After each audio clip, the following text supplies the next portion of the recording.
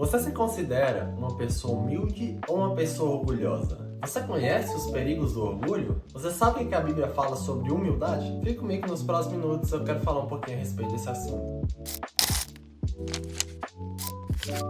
Fala gente, como é que vocês estão? Meu nome é Robert e no vídeo de hoje eu gostaria de falar sobre orgulho e humildade. Eu quero tomar como texto base Tiago, capítulo 4, versículo 6. Mas ele nos concede graça maior. Por isso diz a Escritura, Deus se opõe aos orgulhosos, mas concede graça aos humildes. A Bíblia nos conta, no livro de 1 Samuel, a história de Saul. Um homem que, antes de se tornar rei, era até humilde, mas que ao se tornar rei, ele se deixa levar pelo orgulho. Em decorrência do orgulho, ele acaba vivendo uma vida de desobediência ao Senhor. Ele acaba matando os profetas, consultando feiticeira e perseguindo Davi, um jovem que nunca havia feito mal a Saul e que, muito pelo contrário, um jovem que amava Saul. Mas quando vamos olhar a história de Davi, percebemos uma pessoa totalmente diferente de Saul, pois a humildade fez parte de toda a vida de Davi. Quando ele lutou com o gigante, por exemplo, ele não lutou com sua própria força, mas com a força do Senhor. Ainda que Davi fosse perseguido por Saul, nós não vemos uma postura de ódio ou de amargura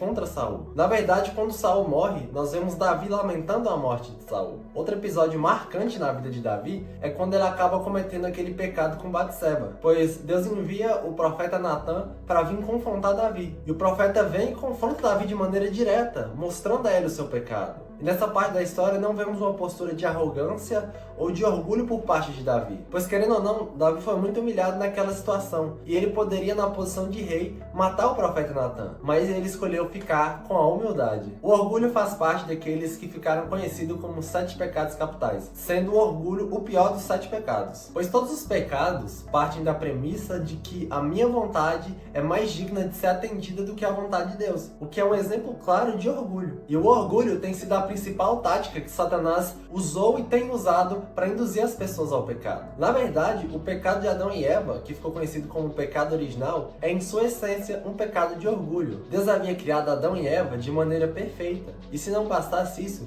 Deus criou todo um jardim para que Adão e Eva pudessem usufruir dele. E se não bastasse isso, Deus ainda deu o domínio de toda a criação aos homens. Ou seja, com exceção de Deus, não existia nada na terra que não estava debaixo da autoridade dos homens. Mas assim como aconteceu com Satanás, o pecado do orgulho não permitiu que o primeiro casal se alegrasse em todas as bênçãos que Deus havia dado a ele, pois eles ainda não possuíam o comando de tudo. Então, o pecado de Adão e Eva não aconteceu simplesmente porque eles foram enganados. Eles não estavam satisfeitos em ser apenas homens perfeitos. Eles queriam ser como Deus e não estar debaixo de nenhuma autoridade. Então podemos ver que o orgulho não é a realidade apenas do mundo contemporâneo, mas desde que o mundo é mundo, o homem sempre quis ser como Deus. Se por um lado, o orgulho é algo terrível, a humildade é algo maravilhoso, pois ela foi a principal característica de Jesus. Em Mateus capítulo 11, versículo 29, a palavra vai nos dizer que Jesus é manso e humilde de coração. Ou seja, de todas as infinitas qualidades de Jesus, ele escolheu dar foco para aquela que é uma das mais sublimes, a humildade. A palavra humildade vem do grego tapeinos, que tem como muitos seus significados: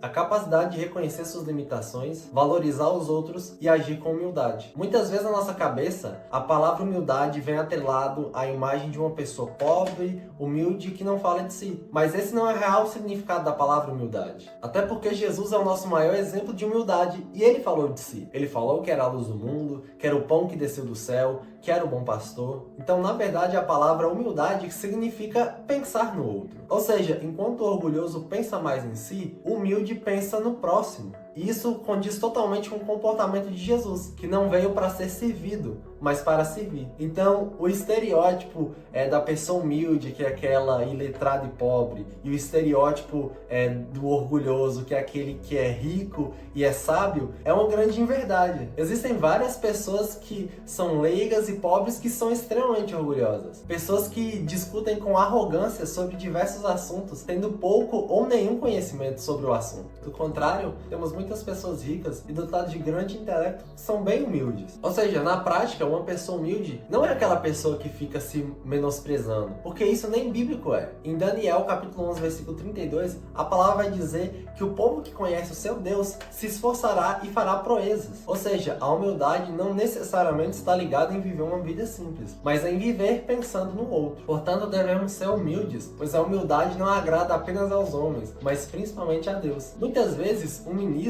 ou um cristão no geral não obtém sucesso em sua missão de pregar o evangelho porque não são humildes de fato. Muitos pregam como se elas fossem pessoas extraordinárias e os ouvintes fossem pessoas desprezíveis. Mas não vemos isso acontecendo com Jesus. O único momento em que Jesus olhou para a humanidade de cima para baixo foi quando ele esteve pregado em uma cruz. Em todo o ministério terreno de Jesus, Jesus gastava tempo com as pessoas. Ele não tratava as pessoas com desdém, como se fosse muito maior que elas, ainda que de fato ele fosse, pois ele era Deus em sua essência. Mas o foco de Jesus não era humilhar as pessoas, mostrar que elas não eram nada, mas salvá-las. Em toda a história da humanidade, podemos ver crianças querendo ser homens, homens querendo ser reis, reis querendo ser deuses, mas só Deus quis ser criança. E precisamos ser humildes. Não é porque fomos encontrados pela verdade, e de fato fomos encontrados por ela, porque jamais conseguiríamos buscar algo tão sublime. Não podemos, em decorrência disso, achar que somos melhores que os outros. É claro que estamos em uma posição melhor do que muitas pessoas, pois fomos encontrados, mas nós não somos melhor que essas pessoas. Até porque, se analisarmos bem, dentro de nós vamos encontrar uma pilha de maldade. Precisamos tomar cuidado com orgulho. Não foram poucas pessoas na história da humanidade que se autodestruíram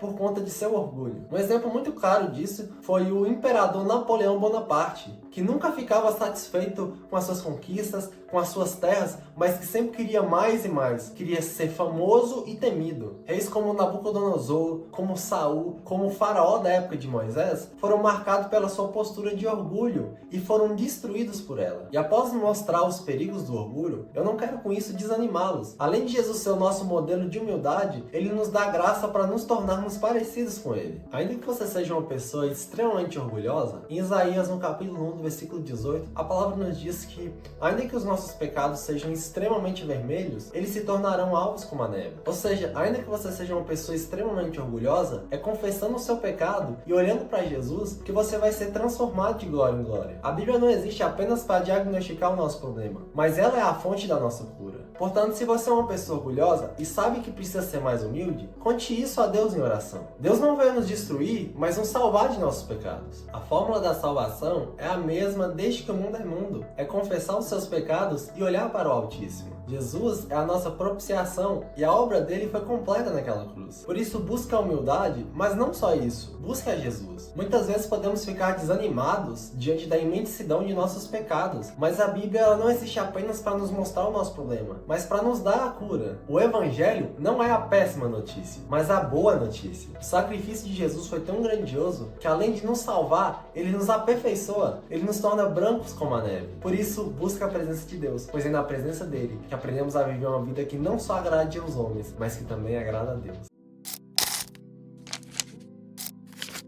E é isso, pessoal, eu espero que vocês tenham gostado. Se vocês gostaram, deixe seu like, se inscreva aqui no canal, ative também o sininho das notificações para que quando eu lançar o próximo vídeo você seja notificado. E se você tem alguma sugestão, alguma dúvida, algum comentário positivo, escreva aqui embaixo. E é isso, pessoal, nos vemos no próximo vídeo. Falou!